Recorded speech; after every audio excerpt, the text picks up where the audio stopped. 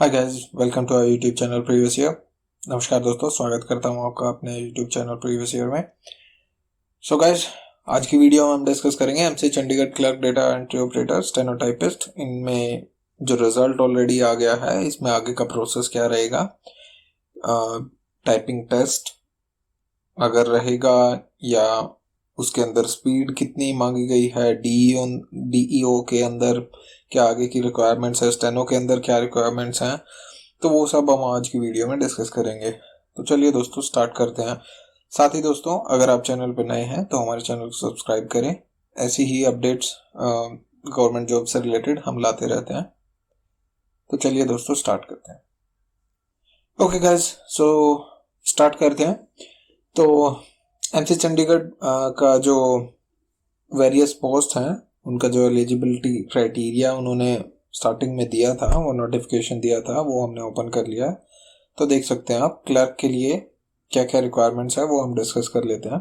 ठीक है, सबसे पहले आपके पास बैचलर्स डिग्री रहनी चाहिए, चाहे बीए, बीकॉम, बीएससी, बीटेक कोई भी हो। उसके अलावा आपकी proficiency in operation of computer, word processing and spreadsheets. जो आपका एमएस वर्ड है और एक्सेल, उसके अंदर आपकी प्रोफिशिएंसी होनी चाहिए। साथ ही क्लर्क के लिए एक आपका टाइपिंग टेस्ट होगा, जिसके अंदर 35 वर्ड्स पर मिनट की आपकी स्पीड होनी चाहिए। तो 35 वर्ड पर मिनट की आपकी स्पीड होनी चाहिए इंग्लिश टाइप राइटिंग में। ठीक है, ये तो था क्लर्क का। नेक्स्ट हम आगे डिस्कस करते हैं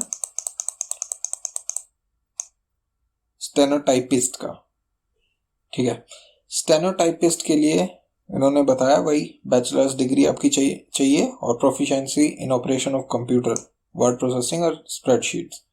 और साथ ही आपका बताया and a speed of 80 words per minute in stenography English. तो 80 वर्ड्स पर मिनट की आपकी स्पीड होनी चाहिए स्टेनोग्राफी में, इंग्लिश में। And speed of 20 words per minute in transcripting the same. और 20 वर्ड्स पर मिनट की स्पीड आपकी ट्रांसक्रिप्टिंग में होनी चाहिए।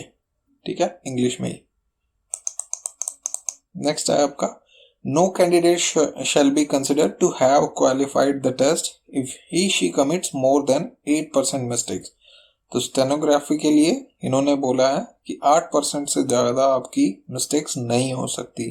8% तक आपका परमिसिबल है। ठीक है, नेक्स्ट हम डिस्कस कर लेते हैं डेटा एंट्री ऑपरेटर के लिए क्या रिक्वायरमेंट्स है। डेटा एंट्री ऑपरेटर के लिए इन्होंने बताया वही ग्रेजुएशन आपकी सबसे पहले। नेक्स्ट आपका डेटा एंट्री कोर्स, आपका 1 साल की आपकी सर्टिफिकेशन होनी चाहिए आपके पास। Data entry course of 1 year from a recognised institution having 1 year experience as data entry operator. और साथ में आपका 1 साल का आपका एक्सपीरियंस भी हो। तो ये आपकी एसेंशियल क्वालिफिकेशन है, ये जरूरी है। तो एक्सपीरियंस भी होना आपके पास जरूरी है 1 साल का डेटा एंट्री ऑपरेटर का। नेक्स्ट आपका should possess a speed of not less than 8000 key depressions per hour for data entry work. साथ ही आपका 8000 की डिप्रेशंस की आपकी स्पीड होनी चाहिए 1 घंटे में। मतलब 1 घंटे में आप 8000 की डिप्रेशंस आपकी आनी चाहिए, इससे कम नहीं होनी चाहिए। इससे कम हुई तो आप क्वालिफाई नहीं कर पाएंगे। ठीक है, तो ये थी हमारी इन तीनों के लिए रिक्वायरमेंट्स। साथ ही आपके इन तीनों पोस्ट के टेस्ट कब कब होंगे, कब होने हैं, वो आपको फर्दर वीडियोस में अपडेट कर दिया जाएगा। अभी एमसी चंडीगढ़ द्वारा कोई भी ऐसी अपडेट नहीं दी गई है कि इनके टेस्ट कब होंगे। तो मोस्ट प्रोबेबली आप 1 महीने का टाइम तो लगा के चल सकते हैं कि आपको इतना टाइम तो मिलेगा। तो आप अपनी तैयारी स्टार्ट कर सकते हैं टाइपिंग के लिए और स्टेनोग्राफी इनके लिए और डेटा एंट्री ऑपरेटर के लिए। और साथ ही ये जो टेस्ट होंगे ये टोटली क्वालिफाइंग इन नेचर होंगे, इनके कोई भी मार्क्स कहीं भी ऐड नहीं होंगे। अगर आप इनको क्वालिफाई नहीं करते हैं तो आप फर्दर प्रोसेस के लिए सेलेक्ट नहीं हो सकते आगे। तो दोस्तों, ये था आज की वीडियो में गवर्नमेंट जॉब से रिलेटेड हर जानकारी पाने के लिए हमारे चैनल को सब्सक्राइब करें।